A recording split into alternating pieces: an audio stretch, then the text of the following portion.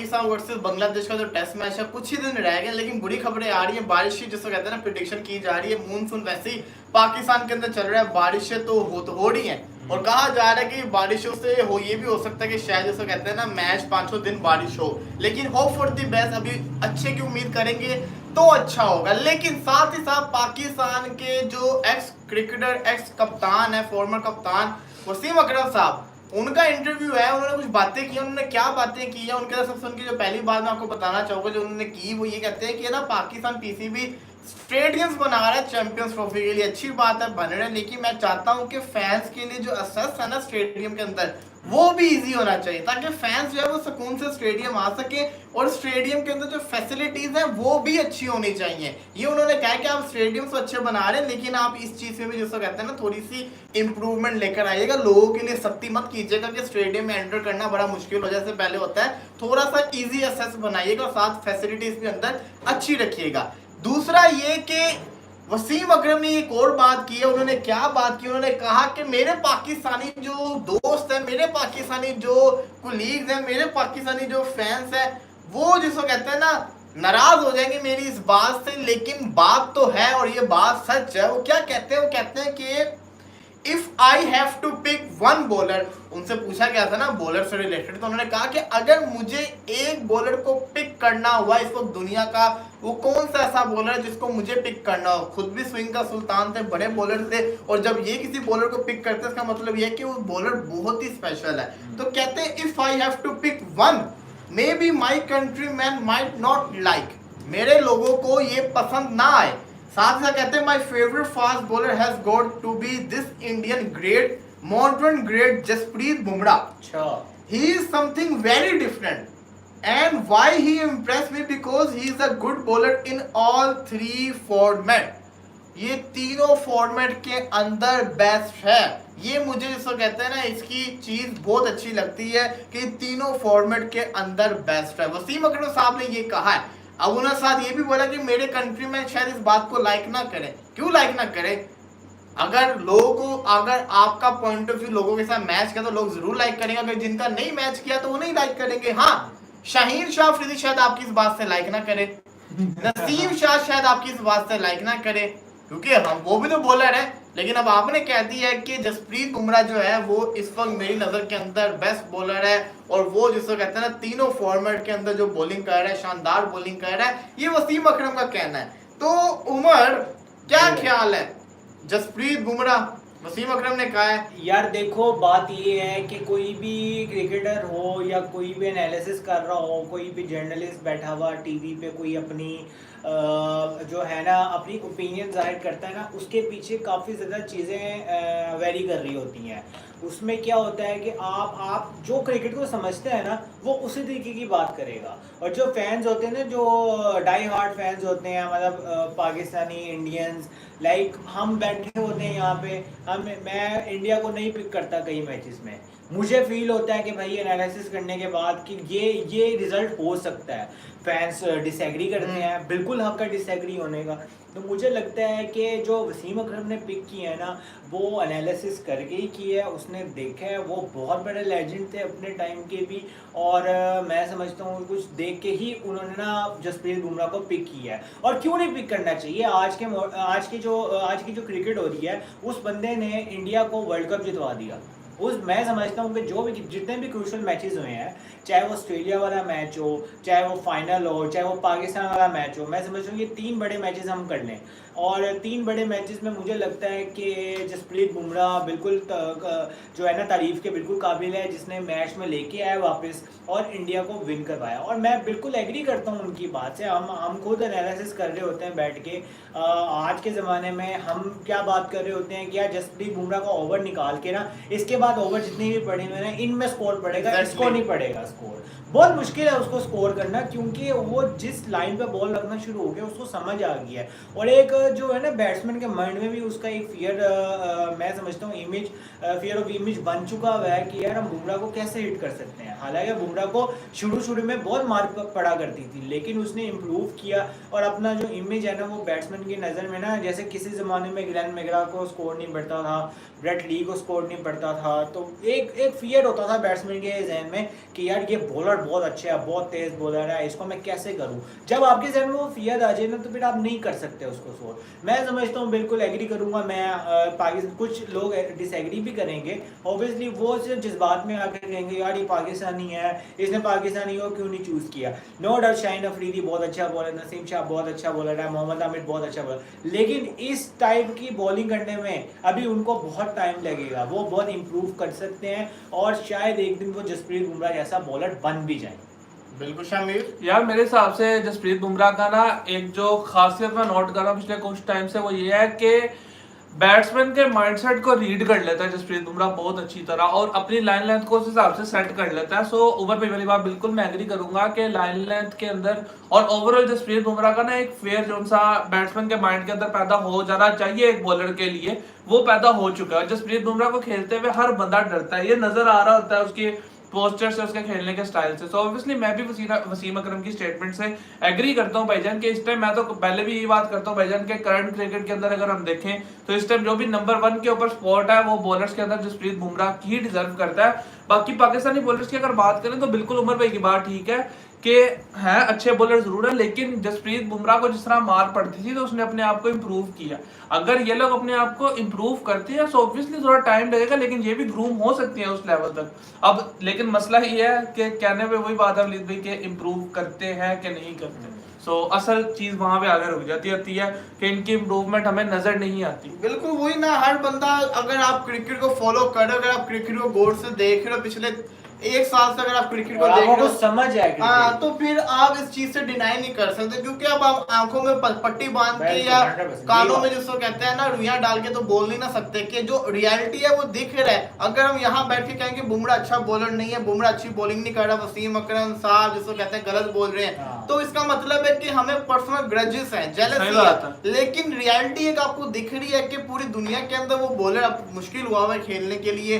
पाकिस्तान हो, चाहे ऑस्ट्रेलिया हो, साउथ अफ्रीका हो, हर टीम उससे डरती है खेलते हुए। तो इसका मतलब ये है कि वो बॉलर में खासियत है, और ये बात नहीं है, तीनों फॉर्मेट में करता हुआ दिखा रहे हैं। ओडीआई वर्ल्ड कप आपके सामने है, T20 वर्ल्ड कप आपके सामने है, टेस्ट भी आप देखते हैं, तो फिर बुमराह ऐसी बॉलिंग करके दिखा रहे हैं। तो मैं भी एग्री करता हूँ वसीम अकरम साहब की बात से कि सही बात है, ही इज समथिंग डिफरेंट, वो डिफरेंट ही है, साफ सी बात है। यार बात में ये भी करूंगा कि ओवरऑल क्रिकेट जिस तरह एक गेम है ना, इसके अंदर आपकी परफॉर्मेंस से ज्यादा ना माइंडसेट की बहुत ज्यादा गेम होती है। मैं काफी दफा बात पहले भी कर चुका हूं। अभी कल मैं एक क्लिप देख रहा था, फखर जमान और बाबर आजम साथ बैठे थे, किसी मैच के बाद की क्लिप है ना, तो बाबर आजम कहते हैं कि अगर बारिश ना होती ना तो हम लोग चेस कर भी लेते, शायद हम चेस कर लेते। तो अगर से फखर फौरन उसे टोक के कहता नहीं, शायद नहीं, हम चेस कर लेते। ये जो शायद वर्ड है ना, ये माइंडसेट को डिफाइन करता है कि कैप्टन का माइंडसेट कभी शायद वाला नहीं होना चाहिए।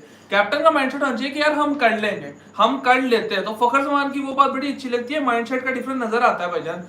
अब शान मसूद अग्रेसिव है, बाबर आजम डिफेंसिव है, ये तो मानना पड़ेगा भाई। पता चल जाएगा ना, अभी अब पता नहीं किस सीरीज की बेस पे आप लोग यार आप नेक्स्ट में देख रहे हो। अच्छा लो जी, अब शामिर साहब ने वो बात कर दी, इतना लंबा मैंने लोगों को लेक्चर दिया था, ये भी जिसको कहते हैं ना वीडियो देखे तस्लीम कर ले, तब आप भी एक लेक्चर सुने ताकि आपकी भी आंखें खुले। अच्छा, जब आप प्रैक्टिस करते हैं ना, आपके फेजेस होते हैं, जैसे आप तैयारी कर रहे होते हैं ना, आपको बताया जाता है अभी आपने ब्लॉकिंग करनी है, ब्लॉक हुई है, उसके बाद फिर आपको बताया जाता है अब आपने स्ट्रोक्स खेलने हैं, फिर आपका फेस आता है, अब आपने हिटिंग करनी है। बाबर का जिसने वीडियो लगाया अच्छा, वो मैच करके, था। तो वो फेस उसका ब्लॉकिंग वाले को। अब बाबर की नेट की प्रैक्टिस आप निकाल के देख लो, पावर हिटिंग भी हर नेट में वो कर ही रहा होता है, उसकी ब्लॉकिंग की डाल दी, उसकी हिटिंग की डाल दी। सोशल ये मीडिया गलत के है यार, ये अंदर गलत लोग है। वीडियोस को कंबाइन करके दिखा रहे हैं, अग्रेसिव ये अग्रेसिव वो है, पता चल जाए कितना अग्रेसिव यार है। यहाँ पे ना वलीद एक और बात बड़ी होती है, ये वर्सेस बड़ा हो जाता है बीच में। बाबर आजम ने कैप्टनसी की है, हाँ काफी मरतबा फेल हुआ, ठीक है, वो फेल हुआ, वो एग्री भी कर रहा होगा कहीं ना कहीं, उसको पता होगा उसने कहाँ गलतियां की हैं, वो ठीक है, लेकिन एज अ प्लेयर तो आपको वो बैट्समैन है ना। यहाँ पे हम क्या कहते हैं, कंपैरिजन करना शुरू कर देते हैं यार शान मसूद, जैसे इसने बात की, शान मसूद बड़ा अटैकिंग माइंडसेट है, माइंडसेट के साथ जाएगा, और ये अभी तक शान मसूद ने कोई सीरीज नहीं जीतवाई, वही ना, ठीक है। और मैं समझता हूँ हाँ शान मसूद ने इम्प्रूव किया अपनी क्रिकेट काफी, क्योंकि वो शुरू में जब आया था तो वो बॉलर ही ज्यादा फेस करता था और रन्स कम करता था, तो अभी बहुत इम्प्रूवमेंट किया उसको, और हमें देखने को मिलेगा इस सीरीज में कि आगे बेसबॉल। अगर आपने आज का लेटेस्ट देखा हो वीडियो जो नेट प्रैक्टिस का है, उसके अंदर शाम से बाबर आजम से प्रैक्टिस ले रहा है, बाबर से पूछ रहा मैं किस तरीके से उसको कहता जाहिर है यार, उसको वो पता बाबर है उसको भाई। समझा रहा है कि आपने इस तरीके से प्रैक्टिस करनी, ये करनी है। खैर बाबर की बात हुई है, बाबर आजम से इन स्विंग नहीं खेला जाता, सॉरी टू से, लेकिन मैं सच्ची बात बता रहा हूँ। Hardik Pandya Asia cup in swing clean bowled, Pat Cummins जो सीरीज हुई थी पाक वर्सेस ऑस्ट्रेलिया, इन स्विंग पे हर दफा आउट हुआ। इसी के साथ साथ सिराज ने जो वर्ल्ड कप में आउट किया, बॉल अंदर है, पुट्ठी छोड़ खेल रहे थे, एलबीडब्ल्यू आउट हो गए। यही नहीं, खुर्रम शहजाद बाबर को नेट में बॉलिंग कर रहा है और उसने 3 बॉल बाबर को फेंके और तीनों बाबर से खेले नहीं गए, और एक तो बॉल उसको जिसको कहता है ना बड़ा हैवी किस्म का हिट भी कर गया। तो वो बाबर आजम का जो स्टाइल होता है इन स्विंग को खेलने का, वो एक टांग यू पीछे यू चली जाती है, यू आते होते हैं बैक फुट के ऊपर जाके, जो सही नहीं है।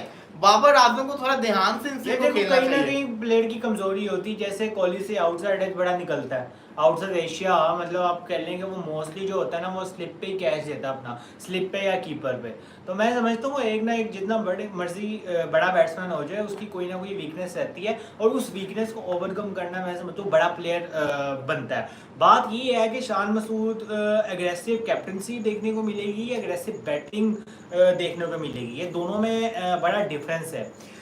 मैं समझता हूँ कि अब क्योंकि हमें सारे टेस्ट मैचेस जीतने हैं और हमें compete करना है, और हम भी चाहते हैं कि हम टेस्ट चैंपियनशिप में compete करें किसी अच्छी टीम से, तो मैं समझता हूँ एग्रेसिव कैप्टनसी भी करने की जरूरत है और एग्रेसिव बैटिंग करने की भी जरूरत है। अगर आप 2 दिन सिर्फ करके 200 करोगे ना, तो उसको वो आपको कहीं नहीं लेके जाएगा, वो आपको ड्रॉ की तरफ अब लेके तो वो जाएगा। जो आपको मैंने दी थी एक न्यूज दी थी, पाकिस्तान पेस पिक विकेट बनाएगा, वो खबर भी आ गई है। ग्रीन पिच का ऑर्डर दिया गया पिंडी स्टेडियम वालों को, ग्रीन पिच बनेगी, तो उस ग्रीन पिच के ऊपर पाकिस्तानी पेसर बॉलिंग करेंगे। लेकिन आपने ये भी माइंड में रखना है, सामने टीम में तस्कीन अहमद है और एक और उनका जिसको कहते हैं ना अच्छा फास्ट बॉलर है, तो उनको भी आपने खेलना, और दोनों वो अच्छे स्विंग करते होते हैं। तो ये भी आपने माइंड के अंदर रखना है कि सामने वाली टीम के पास भी ना बॉलर्स हैं जो आपको टफ टाइम दे सकते हैं। उनके स्पिनर ज्यादा खतरनाक है as compare to fast bowler, लेकिन उनके फास्ट बॉलर कभी कभार बड़े अटैकिंग बन जाते होते हैं, अच्छी से अच्छी टीम को पकड़ लेते होते हैं। तो ये भी माइंड के अंदर रखना कि हमें बैटिंग बड़ी एग्रेसिव करनी पड़नी है, और अगर वो टाइम में यू खेलता है पिंडी टेस्ट, तो भाई फिर जैसवाल वाली अप्रोच रखना,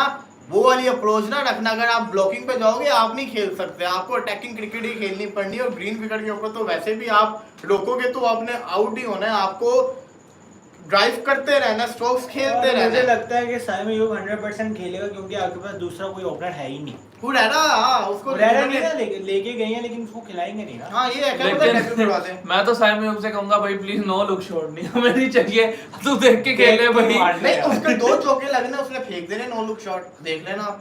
हम उसे कह रहे हैं अभी तो उसको वापस अपने उसमें आने की जरूरत है, कि वो जिस तरीके से फेल हो रहा है काफी अर्से से। अगर भाई कहीं हमें देख रहा है तो रिकी देखिए मैं एक बार पॉन्टिंग देख के कहते हैं ना, खेल। ये फ्यूचर का बहुत बड़ा स्टार है। रिकी पॉन्टिंग जब वो एशे हो गया था पाकिस्तान वर्सेस ऑस्ट्रेलिया का टेस्ट था ना, तीसरे टेस्ट में जब ये खेला था, इसने आते साथ ही तेज स्टार्ट लिया था। तो वो कहते हैं पाकिस्तान की हिस्ट्री पहली दफा देख रहे हैं कोई ऑस्ट्रेलिया में आके इस तरह से ऑस्ट्रेलियन बॉलर्स के ऊपर अटैक कर रहा है। रन इसने कम ही किए थे, आउट हो गया था, लेकिन स्टार्ट अच्छा लिया था। तो उसको रिकी पॉन्टिंग ने कहा था कि इसने हमेशा ही कम किए हैं। हाँ, तो ये जरूरी इसके लिए है कि परफॉर्मेंस को करके दिखाए। अगर ये चलेगा तो इससे अच्छा कोई प्लेयर नहीं है, क्योंकि शॉट्स तो इसके बाद भी बड़ी अच्छी हैं, लेकिन भाई चल तो सही ना, चलोगे तो कुछ होगा ना, अदरवाइज तो कुछ नहीं ना हो सकता। तो चलना पड़ना है, जिस तरह जिसको कहते हैं जैसवाल रन्स कर रहा है, जिस तरह ट्रेविस हेड ड्रम्स करता है, आप भी उस तरह के हम आपको ओपनर बनाना चाह रहे हैं, लेफ्टी ओपनर, तो आपको भी परफॉर्मेंस करके दिखानी पड़नी है। स्टाइल में ज्यादा फोकस नहीं होना चाहिए, स्टाइल जो अभी ना ये लाइव आने से पहले जब मैं ऊपर बैठा हुआ था ना, तो टिकटॉक में यूज कर रहा था, उसके ऊपर ना कहते हैं इंडिया वर्सेस ऑस्ट्रेलिया के वर्ल्ड कप के फाइनल की हाइलाइट्स आ गई। मैंने वो हाइलाइट्स दोबारा से देखी। 10.2 ओवर्स इंडिया का था, 81 स्कोर। रोहित शर्मा भी आउट होते हैं, मतलब 11वें ओवर में 81 स्कोर था। 25 ओवर होते हैं इंडिया का, जिसको कहते हैं ना वो हो जाता है स्कोर 132। तीसरी विकेट जब गिरती है ना, आपका श्रेयस अय्यर आउट होता है। मेरा ख्याल है कि वो उसी वक्त आउट होता है, 80 से 90 के दरमियान में आउट होता है। केएल राहुल आते हैं, केएल राहुल स्लो खेलते हैं। केएल राहुल और कोहली की जो पार्टनर, हालांकि 3 विकेट गिरी हुई थी, उस पॉइंट के ऊपर आप इतना भी नहीं स्लो हो सकते थे, आप तेज खेल सकते थे। नीचे आपके पास सूर्या था, जडेजा था आपके पास, इसी के साथ साथ आपके पास एक और प्लेयर था, सूर्या, जडेजा और कौन सा प्लेयर भी खेल रहा था शामी।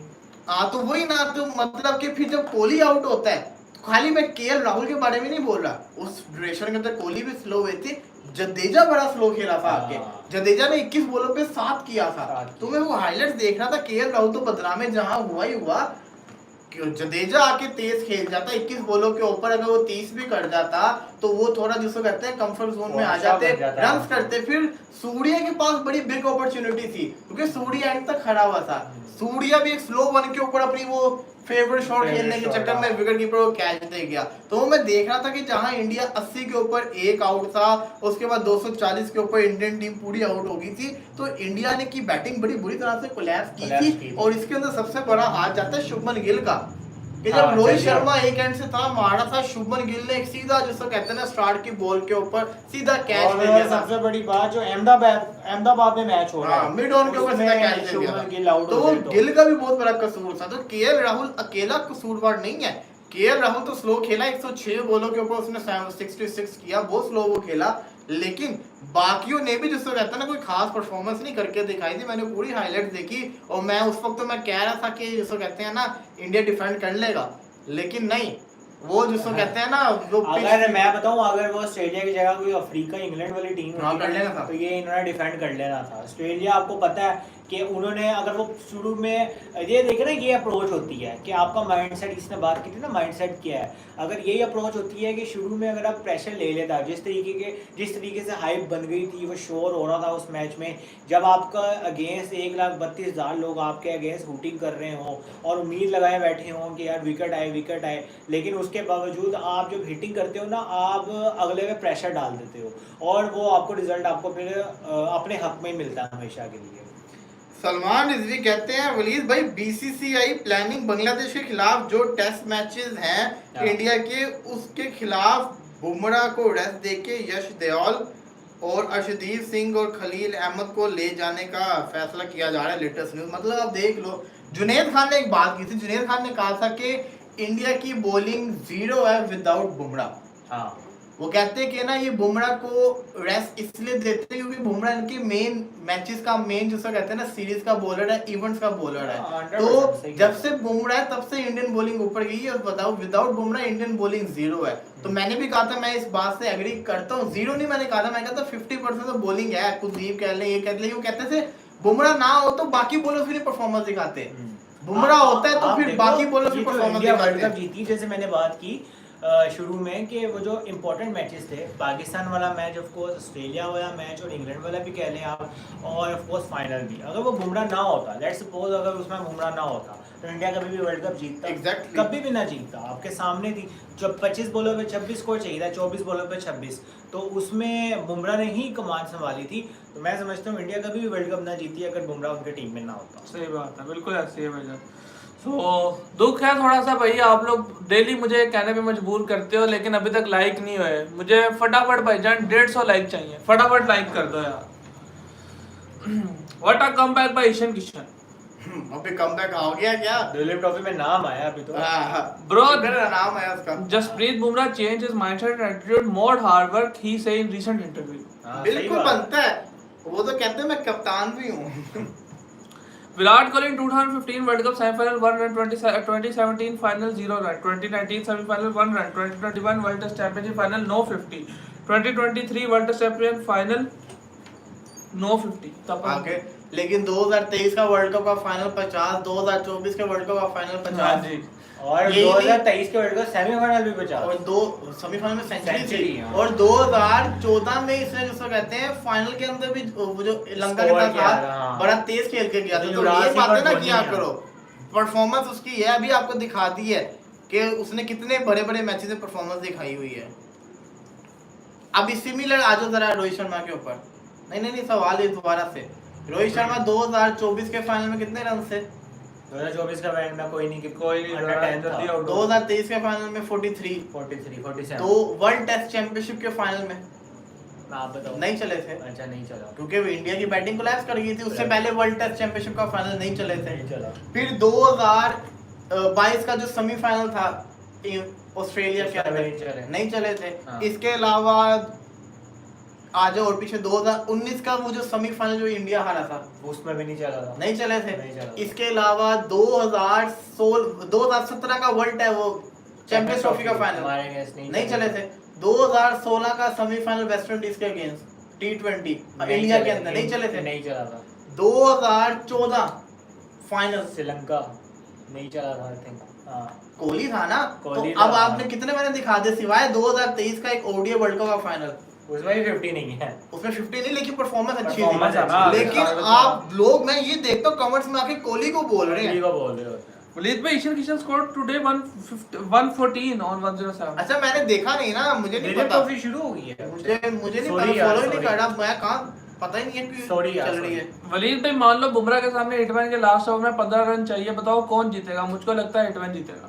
बुमराह के सामने कभी भी नहीं मार पाएगा रोहित शर्मा, क्या बात कर रहे हो? बुमराह बहुत खतरनाक बॉलर है। मुझे अच्छी तरह याद है ब्रैंडन मैकलम और एरन फिंच खेल रहे थे, फेस कर रहे थे जब वो गुजरात लायंस की टीम होती थी, एक टीम थी आईपीएल के अंदर, ऑरेंज वाली। हाँ ऑरेंज वाली। बुमराह ओवर कर रहा था, सुपर ओवर था, बुमराह ने ऐसी खुचियां मारी कि खेला ही नहीं गया था उन दोनों से, तो वो गिर भी गया था एक बल्लेबाज। तो बुमराह बड़ा खतरनाक किस्म का बॉलर है एंड के ओवर का। मोहम्मद आमिर टू ओडीआई और टेस्ट खेलने नहीं चाहिए, बेस्ट बॉलर लगता है वो टेस्ट में। नहीं खेलने चाहिए मोहम्मद आमिर तो ओडीआई और टेस्ट खेलना ही चाहिए। खेलना ही चाहिए बिल्कुल। टेस्ट का तो बहुत मुश्किल है, वो उतना स्टैमिना उनमें नहीं रहा, ओडीआई में मुश्किल ही है।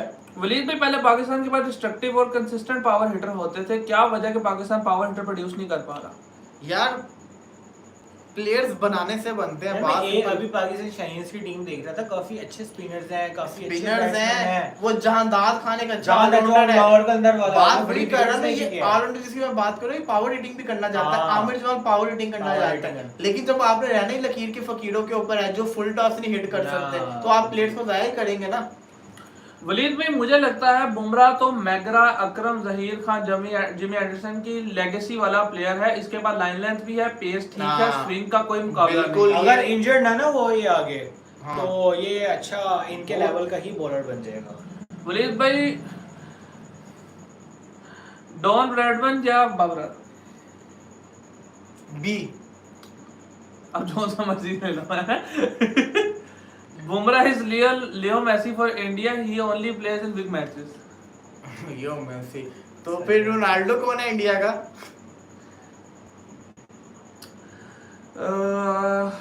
जाकर नया कमेंट भी कर दो भाई।